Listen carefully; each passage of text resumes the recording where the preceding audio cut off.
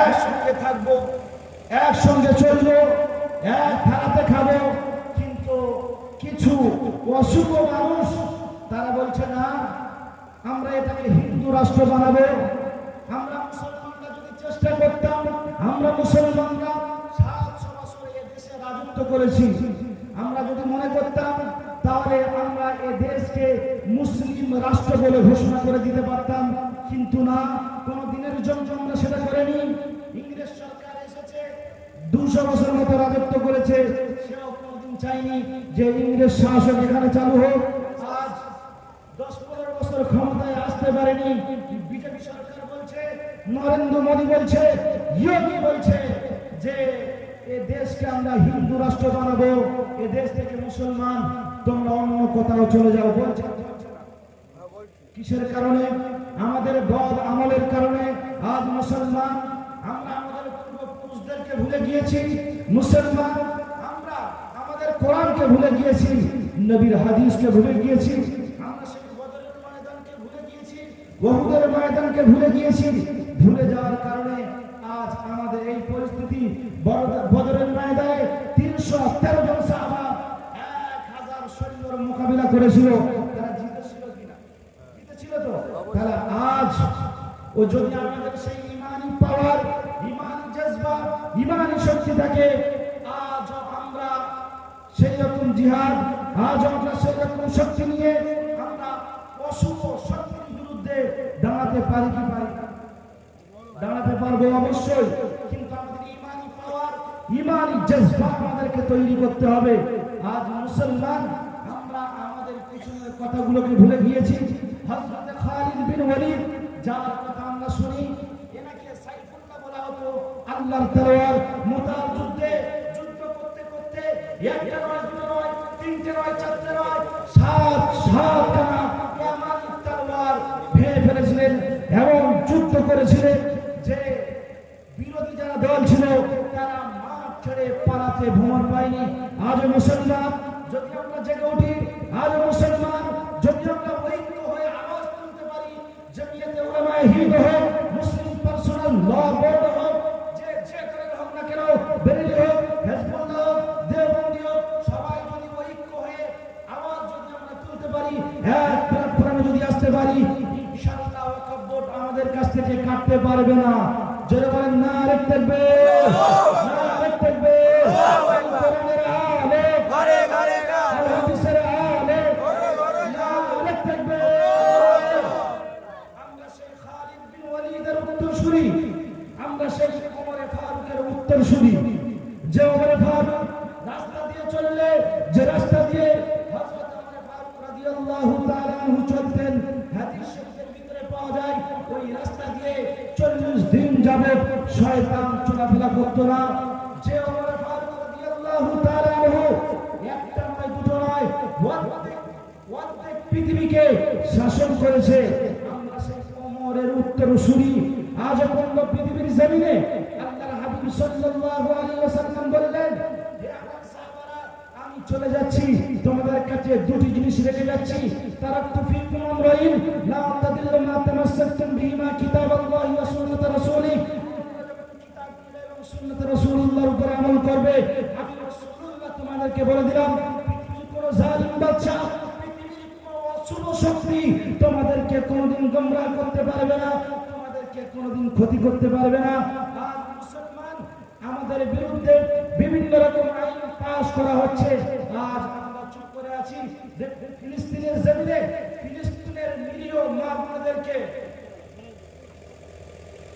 এমন ভাবে মারা হচ্ছে, অত্যাচার করা হচ্ছে। আজ আমরা মুসলমান ঘুমিয়ে আছি, আমাদের মুখে কোনো আওয়াজ নেই। আমরা আজ আওয়াজকে বুলন্দ করছি না, আওয়াজকে তুলছে না। আজ ফিলিস্তিনের মুসলমানরা মার খাচ্ছে, তাদেরকে মারা হচ্ছে, তাদেরকে নিয়ে যারা যন্ত্রণা দেওয়া হচ্ছে, তাদের বাচ্চাদের উপরে বোমা ফেলা হচ্ছে, তাদের হসপিটালের উপরে বোমা ফেলা হচ্ছে, তাদেরকে নির্মূলভাবে শেষ করছে। তার পিছনে আমেরিকা বিভিন্ন রকম ভাবে সাহায্য সহযোগিতা করছে। তাকে বলছে তুমি আগে চলো, আমি পিছনে আছি। মুসলমান আজ পর্যন্ত তোমার ঘুম ভাঙল না যে ফিলিস্তিনের মাদের উপরে হামলা করা হলো, ফিলিস্তিনের বোনদের উপরে হামলা করা হলো, উপরে হামলা করা হলো, মুসলমান তোমার অন্তরে একটু বেদনা লাগলো না? তোমার অন্তরে একটু ব্যথা লাগলো না? যেদিন ভারতবর্ষের বুকে মুসলমান আজ চালু হয়ে গিয়েছে যে মুসলমান এ দেশে তোমার থাকার অধিকার নেই, সেই দিন তোমার দিলের মধ্যে আঘাত লাগবে। যেদিন আমার আপনার সামনে আমার আপনার মা আমার আপনার বোনকে নিয়ে যেদিন রেপ করবে, যেদিন জিনা করবে, যেদিন আমার আপনার সামনে আমার আপনার বাচ্চাকে ঘরের ভিতর থেকে টেনে টেনে বাইরে বার করে হত্যা করা হবে, সেই দিন কি আপনার ঘুম ভাঙবে? উঠুন মুসলমান, জেগে উঠুন, আর ঘুমাবের সময় নেই। কারণ যদি ঘুমিয়ে পড়ি আমাদের অবস্থাও কিন্তু ফিলিস্তিনের মতো হবে। এখন থেকে যদি আমরা জেগে উঠে আমাদের হাতকে মজবুত করতে পারি, আমাদের হাতকে শক্ত করতে পারি, আমাদের পিছনের ইতিহাসকে যদি আবার আমরা তুলে ধরতে পারি, তাহলে 1000, 2000, 1 লাখ, 2 লাখ, 4 লাখ আমাদের কিছু ইনশাআল্লাহ মনে হবে না। তুলোর মতো সামনে আসলে উড়িয়ে দেবো। তো আমাদেরকে জেগে উঠতে হবে, আমাদেরকে ঐক্যবদ্ধ হয়ে একসঙ্গে ডাক দিতে হবে। আজ মুসলমান, তুমি হয়তো ভাবছো পশ্চিম বাংলার বুকে ঠিক আছি, দেখুন সর্বপ্রথম আমাদের থেকে আমাদের বাবরি মসজিদকে ছিনিয়ে নেওয়া হয়েছে। শুধু বাবরি মসজিদ নয়, ভারতবর্ষের বুকে যোগী রাজ্যে কয়েকশো মসজিদকে রাতারাতির ভিতরে ভেঙে তছনছ করে দেওয়া হয়েছে। আজ হয়তো আপনি ভাবছেন যে আমার পশ্চিম বাংলার বুকে তো আমি ঠিক আছি, আজ ভারতবর্ষের বুকে হয়তো অন্য রাজ্যে হচ্ছে, কাল কিন্তু আপনার রাজ্যে হবে। তাই এখন থেকে উঠে দাঁড়ান, এখন থেকে শক্ত হন যে আমরা মুসলমান, আমাদের এক বিন্দু পরিমাণ রক্ত থাকার সাথেও আমরা মুসলমান কোনোদিন হার মানব না। আমরা মুসলমান আমাদের সংবিধানকে নিয়ে চলবো, আমরা মুসলমান দেশের সংবিধানকে নিয়ে চলবো। আর যারা দেশের সংবিধানকে লঙ্ঘন করছে, যারা দেশের সংবিধানকে মানছে না, তাদের বিরুদ্ধে আমাদের যুদ্ধ ঘোষণা করলাম। নরেন্দ্র মোদী, তুমি সংবিধানকে মানো নাই, সংবিধানকে না মেনে তুমি সংবিধানের অবমাননা করতে চালু করেছো, তুমি জিহাদ শুরু করেছো, তুমি যুদ্ধ শুরু করেছো। ইনশাআল্লাহ আমরা এটাকে শেষ করব। জোরে বলুন না আরেক থাকবে, না আরেক থাকবে।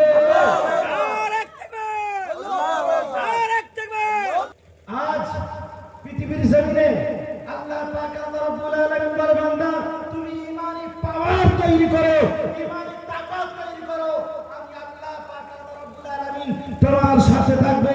দেখুন এই পৃথিবীর জমিনে আমরা এখন জানি বর্তমান সময় যে আমেরিকা হলো সুপ্রিম পাওয়ার, এর উপরে আর কেউ নেই। জানি তো, সেও নিজেকে দাদা ভাবে যে আমার মতো বড় আর কেউ নেই। কোন আমেরিকা? যে আমেরিকায় প্রতি 1 সেকেন্ডে একটি করে মেয়ে ধর্ষণ, প্রতি 70 সেকেন্ডে একটি করে মেয়ে ধর্ষণ হয়। কোন আমেরিকা? যে আমেরিকা ইরাকের জমিনে 2001 সালে বোমা বাস্টিং করে 20 লক্ষ মানুষকে হত্যা করেছে। কোন আমেরিকা? যে আমেরিকা আফগানিস্তানের উপরে বোমা বাস্টিং করে 15 লক্ষ মানুষকে হত্যা করেছে। কোন আমেরিকা? ইরাকের মেয়ে ফাতিমাকে মুসলমান হওয়ার কারণে, ইমানদার হওয়ার কারণে তাকে নিয়ে রেপ করেছে, তাকে নিয়ে ধর্ষণ করেছে। এই আমেরিকা বলছে আমি হলাম পৃথিবীর দাদা, আমি হলাম সুপ্রিম পাওয়ার। আপনারা গত কয়েক বছর আগে আপনারা দেখেছেন যে পৃথিবীর যে সুপ্রিম পাওয়ার, যে দাদা আফগানিস্তানের বুকে একদম তার মাথাকে নত করতে হয়েছিল।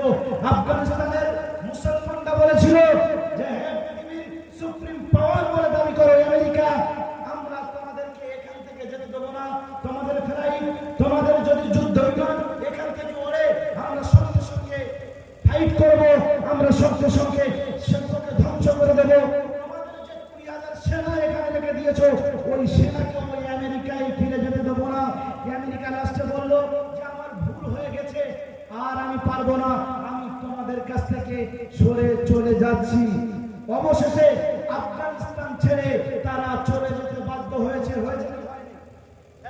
আল্লাহ পাক আল্লাহ রাব্বুল আলামিন বলে, বান্দা পৃথিবীর জমিনে তোমার কাছে যদি ঈমানি পাওয়ার থাকে, যদি ঈমানি শক্তি থাকে, পৃথিবীর সুপ্রিম পাওয়ারকে আমি আল্লাহ তাআলা তোমার পায়ের তলায় করে দেব। আমাদেরকে ইমানি পাওয়ার তৈরি করতে হবে। যদি আমরা ইমানি পাওয়ার তৈরি করতে পারি তাহলে ইনশাআল্লাহ পৃথিবীর জমিনে আমাদের জয় হবে।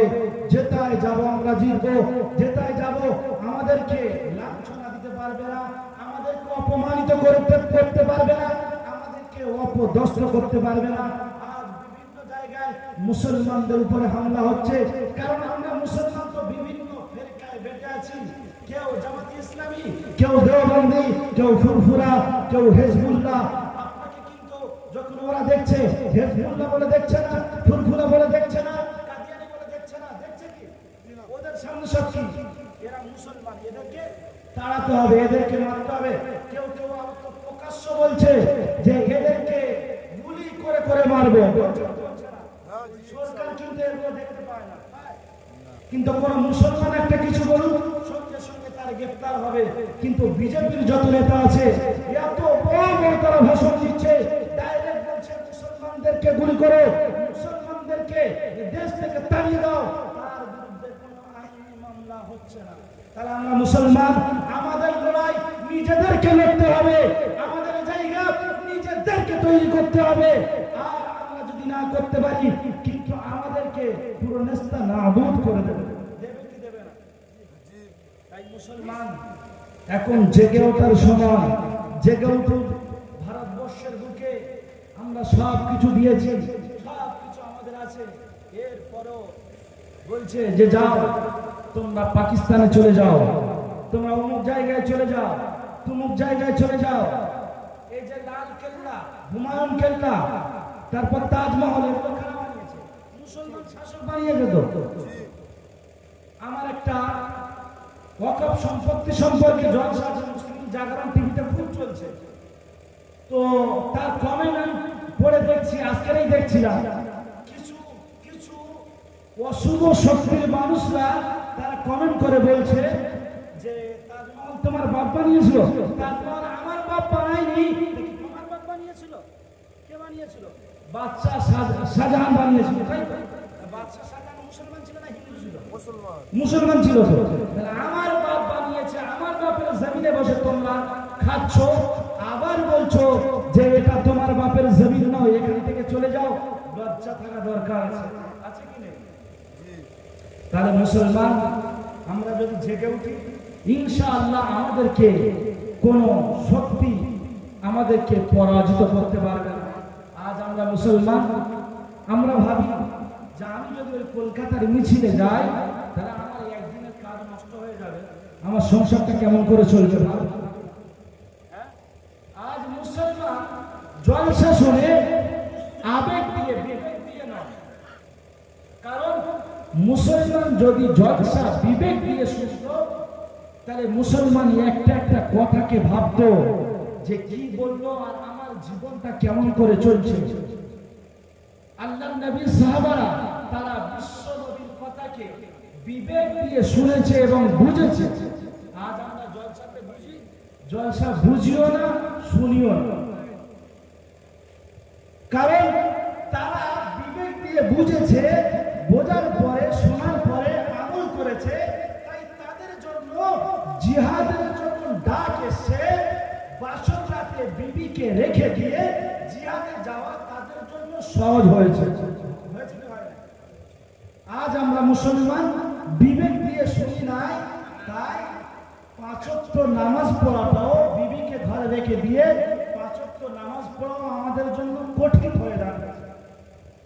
আর আমাদের জওয়ান যুবক ছেলেরা বিয়ে করলে এখন 6 মাস ছুটি নামাজের ধারে বাড়ে আসা হয় কি হয়?